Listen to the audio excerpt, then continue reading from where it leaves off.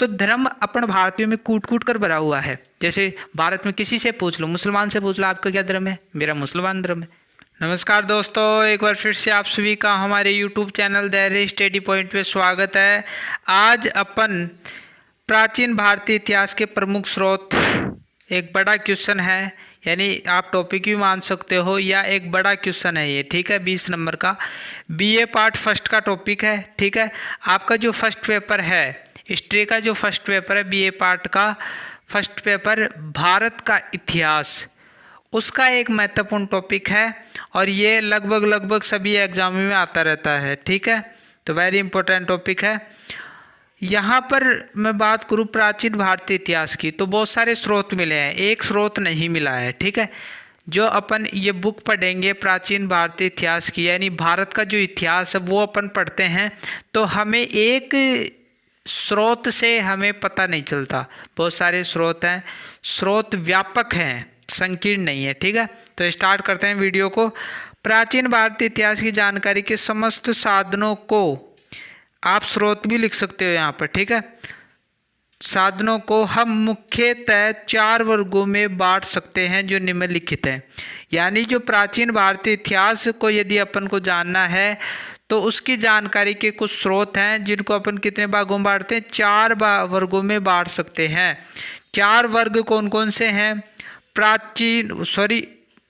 पहला है भारतीय धर्म ग्रंथ, ठीक है। भारतीयों द्वारा जो धर्म ग्रंथ लिखे गए, जो भारतीय जो ऋषि हैं, ऋषि मुनि रहे, उन्होंने जो जंगलों में जो ग्रंथ लिखे, उनसे हमें प्राचीन भारतीय इतिहास की जानकारी मिलती है। जैसे आर्य प्रमुख थे यहाँ के, तो उन्होंने जो ग्रंथ लिखा, जैसे वेद हुए, पुराण हुए, उपनिषद हुए, ब्राह्मण ग्रंथ हुए और ज्योतिष जो ग्रंथ हुए और उपनिषद, वेदांग, ये सारे के सारे किसने लिखे हैं? भारतीय धर्म ग्रंथ किसने लिखे हैं? आर्यों ने लिखे हैं, ठीक है। इसके बाद में दूसरे में अपन पढ़ेंगे ऐतिहासिक एवं समसामयिक ग्रंथ।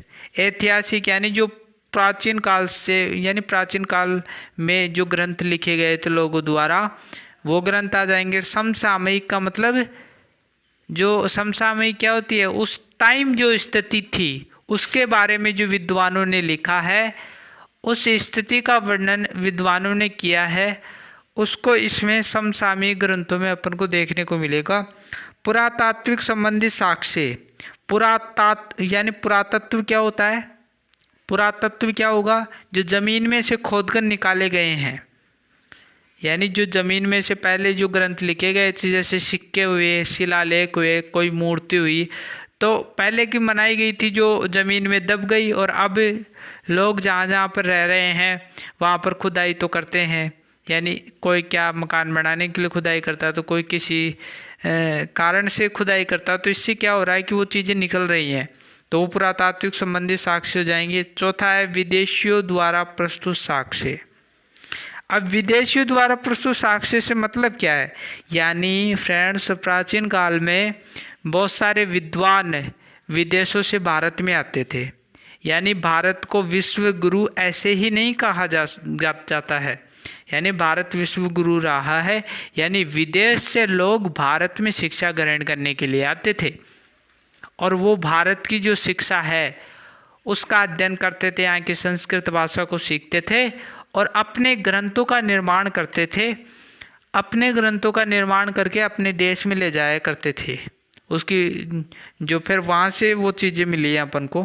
तो जैसे आपसे देखोगे विदेशी कौन कौन हुए, हेवनसांग, आप देखते होंगे भारत हर्षवर्धन के समय भारत में आए थे हेवनसांग, उन्होंने नालंदा विश्वविद्यालय भारत में जो है वहाँ पर शिक्षा ग्रहण की, संस्कृत भाषा से की, यहाँ के ग्रंथों को पढ़ा। तो छोटी मोटी बात नहीं है, हमारे देश में बहुत ही, मान लो कि हमारी भारतीय संस्कृति में बहुत सारी चीज़ें दे रखी हैं, विदेशों में इतनी चीज़ें नहीं दे रखी, ठीक है। इसके बाद में आप देखोगे कि फाहियान आया था चंद्रगुप्त द्वितीय के समय, तो ये सारे के सारे जो जैसे फाहियान ने लिखी थी, हाँ, ये जो आए थे इन्होंने अपनी अपनी पुस्तकें लिखी, जैसे हेवन सांग था उसने तो शी यू की पुस्तक लिखी, आपने पढ़ी होगी। तो इन सारी चीज़ों में हमें है ना जो प्राचीन इतिहास के बारे में जानकारी मिलती है। तो आज की वीडियो में सिर्फ अपन भारतीय धर्म ग्रंथ ही पढ़ेंगे, ठीक है। उसके बाद में अगली वीडियो में ये तीनों टॉपिक, ये जो तीनों पॉइंट है वो ले लेंगे, क्योंकि ज्ञान लो तो पूरा ही लो, नहीं लो ही मत, ठीक है। शॉर्ट में ज्ञान नहीं देता हूँ मैं इस चैनल पर, किताबों से बनाए गए नोट्स हैं। यदि आपने अच्छे तरीके से पढ़ लिए तो आपकी जो कंपटीशन एग्ज़ाम है उनमें भी ये बहुत सारी चीज़ें आती रहती हैं, ठीक है। तो स्टार्ट करते हैं। जो भारतीय धर्म ग्रंथ है इसके बारे में थोड़ा बहुत जान लेते हैं, उसके बाद में इन भारतीय धर्म ग्रंथों को कितने भागों में बांटा गया है वो देखेंगे, ठीक है। भारत प्राचीन समय से ही धर्म प्रधान रहा है। कहने का मतलब है फ्रेंड्स कि भारत है ना जो प्रारंभ से ही धर्म को अपनाया है उसने।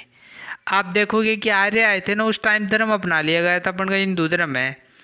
तो आज भी आप लोगों के अंदर देखोगे तो धर्म की भावना आज भी है। किसी को पूछ लो आप किस धर्म से हो, हिंदू धर्म से हूँ मैं तो श्री राम को मानता हूँ, मैं हनुमान को मानता हूँ। तो धर्म अपन भारतीयों में कूट कूट कर भरा हुआ है। जैसे भारत में किसी से पूछ लो, मुसलमान से पूछ लो आपका क्या धर्म है, मेरा मुसलमान धर्म है।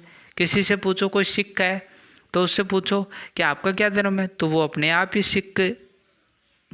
ही बता देगा कि मैं सिख हूँ। और एक पहनावा भी वो उससे आप पूछो चाहे मत पूछो, लेकिन उसका पहनावा ही बता देगा कि जिसने पगड़ी धारण कर रखी है वो अपन को पता चल जाता है सिख धर्म से है। जिसने भगवा कलर के जो अपन के जो हिंदू धर्म के कपड़े हैं वो धारण कर रहे हैं तो भाई तो ये हिंदू है। जैसे मुसलमान टोपी लगाता है, दाढ़ी रखता है। तो इस प्रकार की चीज़ें अपन के धर्म जो है ना मन मस्तिष्क में कूट कूट कर भर दी गई हैं, ठीक है। भारतीय लोगों के जीवन में धर्म की महत्वपूर्ण भूमिका रही है और मैंने क्लियर कर दिया है, धर्म पर ही आधारित बात। इसी कारण धर्म पर अनेक धर्म ग्रंथ लिखे गए। इसी कारण है ना जो अब धर्म का प्रभाव ज़्यादा रहेगा तो क्या धर्म के ग्रंथ नहीं लिखे जाएंगी, क्या पुस्तकें नहीं लिखी जाएंगी? बहुत सारी पुस्तकें लिखी जाएंगी। और इन धर्मों को लोगों तक पहुंचाने के लिए एक पुस्तक एक अच्छा माध्यम है, ठीक है। इसके बाद में धर्म ग्रंथों में उल्लेख। अब ये जो धर्म ग्रंथ हैं उनमें उल्लेख किन किन चीज़ों का मिलता है? धार्मिक इतिहास, ये धार्मिक इतिहास तो मिलेगा, धर्म का इतिहास मिलेगा। जैसे हिंदू धर्म की कुछ पुस्तकें हैं तो उसमें हिंदू धर्म का ही उल्लेख मिलेगा। जैसे हिंदू धर्म में भगवत गीता, वेद, ये सारी की सारी चीज़ें क्या हैं? धार्मिक इतिहास है, रामायण है। इसी के साथ में राजनीतिक इतिहास भी हमें मिलता है। राजनीति का मतलब उस समय राजा की क्या स्थिति थी, राजा पावरफुल था या देवी शक्ति का प्रतीक माना जाता था राजा की, ठीक है।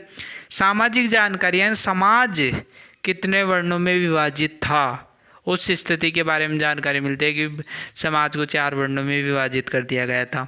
आर्थिक स्थिति यानी उस टाइम पैसे कमाने के क्या साधन रहे थे, अर्थव्यवस्था कैसी रही थी। यानी जैसे गाय प्रमुख अर्थव्यवस्था का प्रमुख माध्यम रहा। अब आप ये पूछोगे कि गाय कैसे है?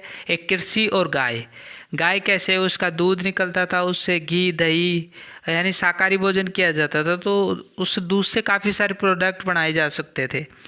और सांस्कृतिक है, अपन की संस्कृति कैसी रही है? अपन संस्कृति में आप देखोगे कि त्योहार आप देखते होंगे, रीति रिवाज देखते होंगे, रहन सहन, खान पान, क्या खाते थे, रहते कैसे से, पहनावा क्या था, तो वो सारी चीज़ें इन धर्म ग्रंथों में उल्लेखित है, ठीक है। प्राचीन काल में 3 धर्म प्रचलित रहे। अब अपन धर्म ग्रंथों की बात करेंगे ना तो अपन को है ना जो धर्म का तो अध्ययन करना ही पड़ेगा, क्योंकि प्राचीन काल में 3 धर्म प्रचलित रहे। ब्राह्मण धर्म जो हिंदू धर्म माना जाता है, बौद्ध धर्म और जैन धर्म। इन 3 धर्मों का अत्यधिक प्रभाव रहा। क्योंकि अब आप बोलोगे कि मुस्लिम धर्म क्यों नहीं आ रहा है यहाँ पर, क्योंकि मुस्लिम धर्म तो मध्यकालीन भारत में आएगा। अपन तो प्राचीन काल का ही तो इतिहास पढ़ रहे हैं ना, तो ये तो बाद में आया था मुस्लिम धर्म, तो आक्रमण हुआ था मुस्लिमों का, ठीक है। अब अपन है ना जो इनका एक एक करके वर्णन करेंगे। जैसे ब्राह्मण धर्म का वर्णन करेंगे, पहले ब्राह्मण धर्म में क्या क्या चीज़ें आ रही हैं, फिर बौद्ध धर्म का, फिर जैन धर्म का, ठीक है। तो पहला है वेद। वेद में सबसे पहले ब्राह्मण धर्म ग्रंथों में वेद, ठीक है। ब्राह्मण धर्म ग्रंथों में वेदों का सबसे उच्च स्थान है, ठीक है। ये जो ब्राह्मण धर्म ग्रंथ है उसमें वेदों को सबसे ऊंचा स्थान दिया गया है। वेद का अर्थ क्या होता है? ज्ञान, ठीक है। वेद का अर्थ ज्ञान होता है। वेदों से हमें आर्य जाति का ज्ञान मिलता है, यानी वेदों की रचना किसने की थी? आर्यों ने की थी, ठीक है। आर्य बाहर से आए थे और भारत में आकर सिंधु घाटी सरस्वती जो यानी सिंधु गंगा यमुना की जो मैदान है, गंगा यमुना का जो दोआब का जो क्षेत्र है वहाँ पर ये रहने लगे थे। और या कहीं कहीं पर यह भी मिलता है कि सप्त सिंधु प्रदेश में रहने लगे थे, ठीक है। इसके बाद में वेदों को 4 प्रकारों में बांटा गया है, यानी वेदों को 4 भागों में बांटा गया है। सबको पता है अपन को कि 4 भाग हैं इसके। पहला है ऋग्वेद। अब ऋग्वेद में किसकी जानकारी मिलती है? सबसे पहले तो ऋग्वेद सबसे प्राचीन वेद है, यानी इन 4 जो वेद पढ़ेंगे ना आप, वेद जैसे ऋग्वेद, सामवेद, यजुर्वेद और अथर्ववेद, जिसमें से ऋग्वेद सबसे प्राचीन प्राचीन प्राचीन वेद माना जाता है। ये बात हमेशा आप ध्यान में रखना, ठीक है। इसमें हमें आर्यों के भारत में आगमन के पूर्व, यानी आर्य जब भारत में आए थे उससे पूर्व तथा उनके भारत में आने के बाद की जानकारी मिलती है। यानी 2 बातें हैं, जब आर्य भारत में नहीं आए थे उससे पहले की स्थिति की जानकारी मिलती है, और जब वो भारत में आ गए थे ना तो उसके बाद की स्थिति की जानकारी मिलती है कि भारत में कैसी स्थिति रही होगी, ठीक है। आगे बढ़ता हूँ।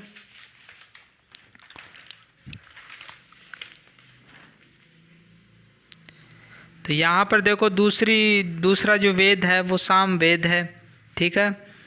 इसका मतलब सीधा सीधा आप ये निकालना कि इसमें जो संगीत का वर्णन मिलता है, ये जो स है ना, इससे क्या लगाओगे आप? संगीत, ठीक है। सामवेद में यज्ञ करते समय मंत्रों के गायन की जानकारी मिलती है, अर्थात इसका संबंध संगीत से है, ठीक है। ये हमेशा बात ध्यान में रखना है कि सामवेद में यज्ञ करते समय मंत्रों, अब आप सोचोगे, आप जनरल नॉलेज की बातें हैं ये तो, कि जब यज्ञ करते हैं तो मंत्रों का उच्चारण तो करते ही हैं, सबको पता है, ठीक है। उनका जो गायन किया जाता है उसकी जानकारी मिलती है, कुछ मंत्रों की जानकारी मिलती है। सामवेद में कौन कौन से मंत्रों की जानकारी मिलती है, ठीक है। अर्थात इसमें संगीत की जानकारी मिलती है, ठीक है। मधुर संगीत की जानकारी हमें मिलती है, तो ये बात हमेशा ध्यान रखना, ठीक है। इसके बाद में आगे चलते हैं यजुर्वेद। यजुर्वेद से ये जो है ना यज्ञ, इससे आप यज्ञ कर लेना, ठीक है। यानी इसमें यज्ञों की जानकारी हमें मिलती है, ठीक है। यजुर्वेद में आर्यों की यज्ञ विधियों की जानकारी मिलती है, यानी यजुर्वेद में जो आर्य भारत में आए थे वो यज्ञ किस प्रकार करते थे, उनकी क्या पद्धति रही होगी, कितने ब्राह्मण बैठते थे, कितने आर्य बैठते थे यज्ञ करने के लिए, कितने दिन यज्ञ चलता था, ये सारी की सारी चीज़ें इस यजुर्वेद में दी हुई हैं, ठीक है। क्लियर हो रहा है। इसके बाद में लास्ट वेद है अथर्ववेद। अथर्ववेद की रचना उपयुक्त तीनों वेदों का मतलब क्या है? ऋग्वेद, सामवेद, यजुर्वेद हमने ऊपर जो पढ़े हैं ना, उनके बाद की गई है, यानी सबसे लास्ट में अथर्ववेद की रचना की गई है। इसमें रोग निवारण, अब देखो इसमें क्या क्या दे रखा है। रोग निवारण, जितने भी रोग हैं उनका समाधान बताया गया। उसमें तंत्र मंत्र, जो जादू टोने आप देखते होंगे ना, जैसे ग्रामीण क्षेत्र में श्याणा बोलते हैं उसको, तो ये जादू टोने करते हैं ना, वो इसी वेद में दे रखा है। टोना, टोटका, मारण, मोहन, उच्चाटन। मोहन क्या होता है कि जो वशीकरण कर लेते हैं ना, यानी अपनी ओर आकर्षित कर लेते हैं, यानी आँखों से आँखें मिलाकर वो आप जैसे मोहन, यानी उस पर मोहन करने के बाद में क्या होता है कि जिस पर भी मोहन किया गया है वो आप पर मोहित हो जाता है और वो आप जैसा बोलते हो वैसा ही करता है, ठीक है। मारण क्या होता है?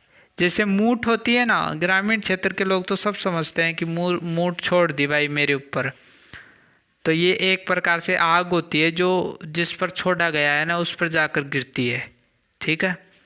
उच्चाटन आदि का उल्लेख मिलता है।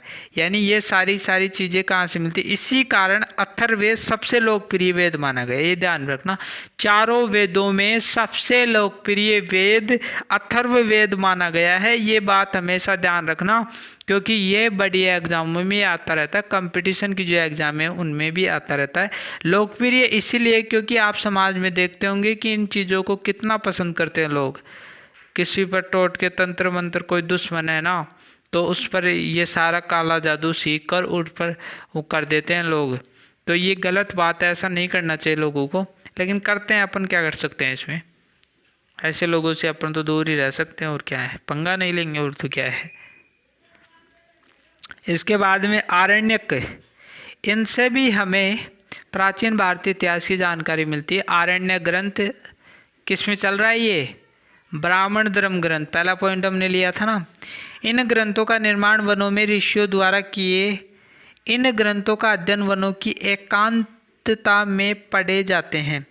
यानी कहने का मतलब है कि आरण्यक, आप संस्कृत में आपने पढ़ा होगा 10वीं क्लास में कि आरण्यक का मतलब होता है जंगल, यानी जो वन है वहाँ पर जो ऋषि रहते थे उन्होंने इन ग्रंथों की रचना की है।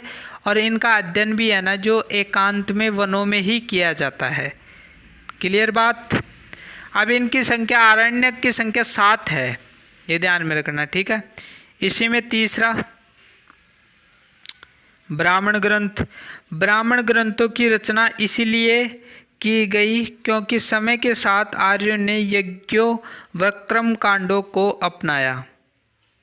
कहने का मतलब है कि जो ब्राह्मण ग्रंथों की रचना क्यों की गई, क्या आवश्यकता पड़ गई थी, तो यहाँ पर बताने का प्रयास किया गया है कि जैसे जैसे समय बीता आर्यों ने है ना जो यज्ञ व कर्मकांड करना प्रारंभ कर दिया। अब यज्ञ तो अभी भी किए जाते हैं ना, तो उसका स्वरूप बदल गया है। कर्मकांड जो भी पूजा पद्धति है, जैसे बलि चढ़ाना, ये सारी की सारी चीज़ें हैं ना, जो ये बलि चढ़ाना है ना, जो आर्य जब यानी आर्य के समय नहीं थी, बाद में ये चीज़ें आई हैं, ठीक है। तो कर्मकांड में तो पूजा पद्धति ये आ जाएंगी और यज्ञ आ जाएगा, तो इनको अपनाया गया। समझ पा रहे हो ना। अब इनको अपना लिया गया तो इनमें समय के साथ जटिलता आती गई। अपनाने के बाद में इनको और जटिल बना दिया गया। जटिल कैसे कि पहले एक ब्राह्मण यज्ञ कर लेता था, लेकिन धीरे धीरे जटिलता इस प्रकार आई कि 100 ब्राह्मण यज्ञ करते थे, 100 दिन यज्ञ चलता था। तो ये जटिलता आ गई धीरे धीरे, ठीक है। यज्ञ व कर्मकांडों को अच्छा बनाने तथा इनमें लिखित बातों को सामने लाने के लिए ब्राह्मण ग्रंथों की रचना की गई।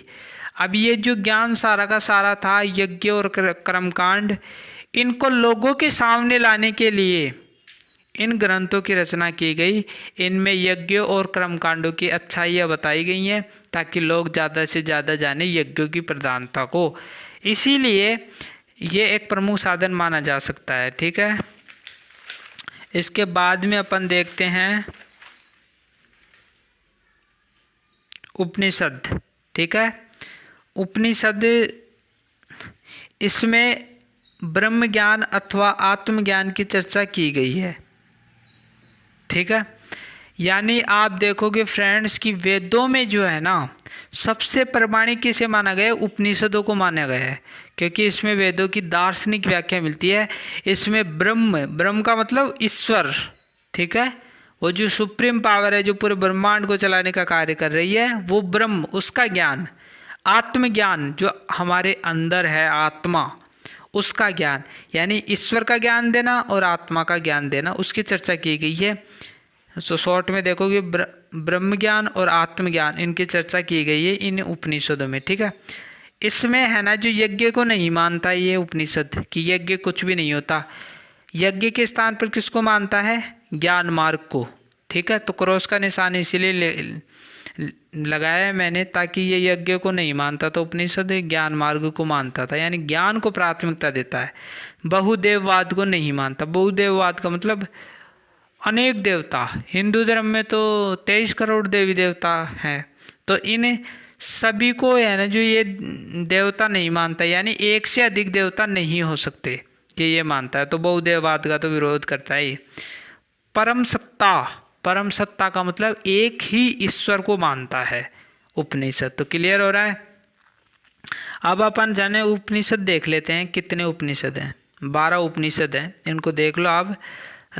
ईशावास्य, दूसरा केन, तीसरा है कंठ, चौथा है प्रश्न, पांचवा है मुंडक, छठा है मांडुक्य, सातवां है ऐत्रेय, आठवां है तैत्रेय, श्वेताश्वेतर, छांदोग्य, बृहदारण्यक और कौशितकीय। ठीक है, तो ये 12 प्रकार इसके हैं उपनिषदों के। ठीक है, इसके बाद में है वेदांग। वेदांगों की कुल संख्या 6 है।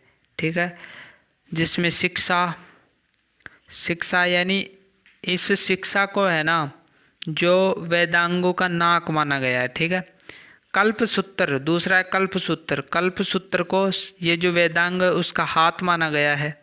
ठीक है, निरुक्त को वेदांग का कान माना गया है, व्याकरण को मुख माना गया है वेदांग की। ठीक है, छंद जो है उसको वेदांग का पैर माना गया है, और ज्योतिष जो है उसको वेदांग का आँख माना गया है। ठीक है, यहाँ पर देखोगे कि ज्योतिष आँख, निरुक्त कान, शिक्षा नाक, व्याकरण मुख, और कल्प का मतलब हाथ, और छंद का मतलब पैर।